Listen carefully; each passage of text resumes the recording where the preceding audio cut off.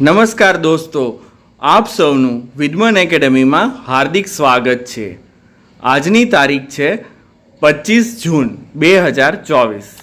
ચાલો આજના મહત્ત્વના કરંટ અફેર્સના પોઈન્ટ્સ જોઈએ.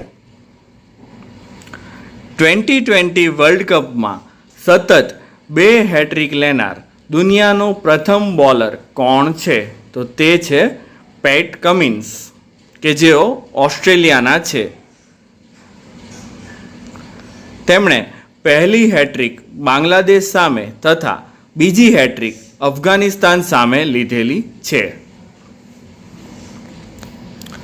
દર વર્ષે નાવિક માટેનો દિવસ ક્યારે ઉજવવામાં આવે છે? તો તે છે 25 જૂનના રોજ ઉજવવામાં આવે છે. આંતરરાષ્ટ્રીય દરિયાઈ સંગઠન દ્વારા આ દિવસ મનાવવામાં આવે છે. યુનેસ્કોની યાદીમાં સામેલ થનાર ભારતનું પહેલું સાહિત્ય શહેર કયું છે? તો તે છે કોઝીકોડ. યુનેસ્કોના ક્રિએટિવ સિટી લિસ્ટમાં સાહિત્ય શહેર તરીકે કોઝીકોડ, કે જે કેરળ ખાતે આવેલું છે, તેની પસંદગી કરવામાં આવી છે. કોઝીકોડ શહેરનું જૂનું નામ કાલિકટ હતું. દોસ્તો, તમને યાદ જ હશે કે 1498માં જ્યારે વાસ્કો દી ગામાએ ભારતમાં પહેલી વખત પોતાનો પગ મૂક્યો, તે કાલિકટ બંદરે ઉતર્યો હતો. વિશ્વની પ્રથમ ગૌમૂત્ર ડેરીની સ્થાપના કયા જિલ્લામાં કરવામાં આવી? તો તે છે બનાસકાંઠા જિલ્લામાં કરવામાં આવી. આયુર્વેદમાં ગૌમૂત્રને અમૃત સમાન ગણાવાયું છે.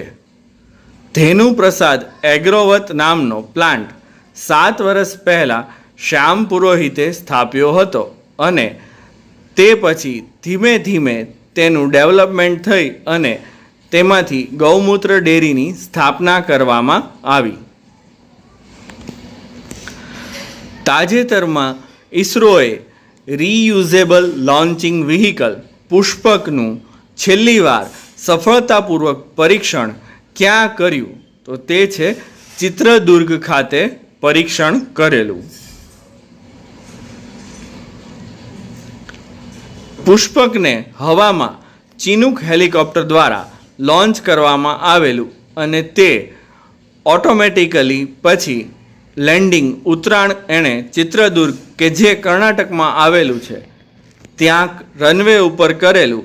અને અહીં તમે તેની પાછળ પેરાશૂટ જોઈ શકો છો, કે જે તેની સ્પીડ ધીમી કરવા માટે ઉપયોગમાં લેવામાં આવ્યું હતું.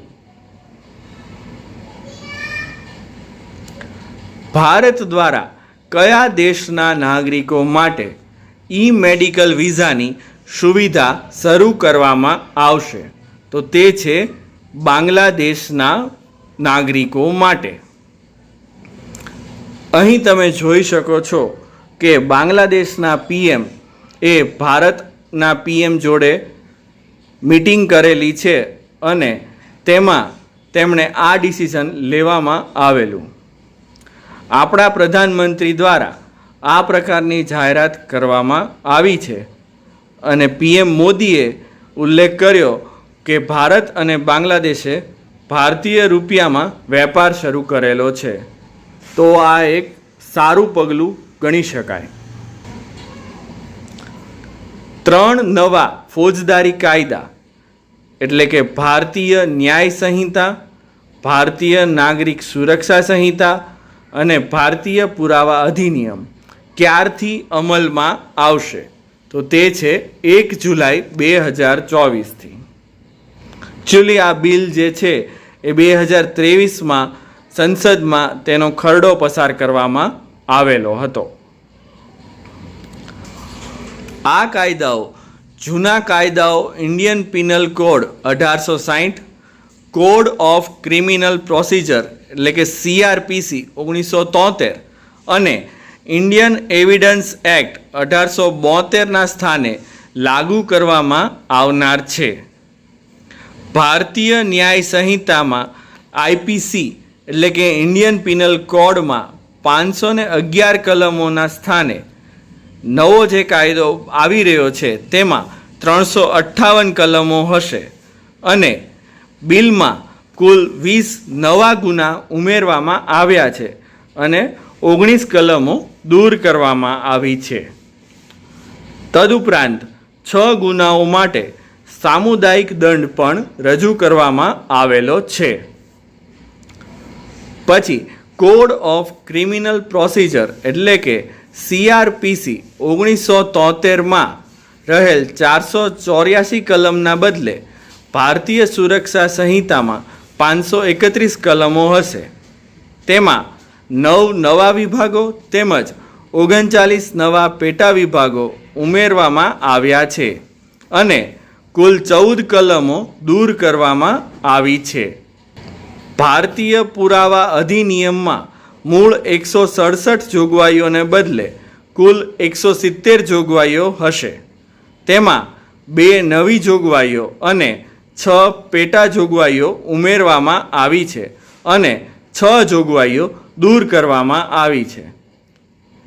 દોસ્તો, આ હતા આજના મહત્ત્વના કરંટ અફેર્સના પોઈન્ટ્સ. આશા રાખું છું કે તમને મારો આ વિડીયો ગમ્યો હશે.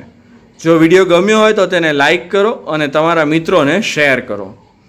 દોસ્તો, આવા જ ડેઈલી મહત્ત્વના કરંટ અફેર્સના પોઈન્ટ્સ જોવા માટે તમે અમારી ચેનલને સબસ્ક્રાઈબ કરો. થેન્ક યુ દોસ્તો.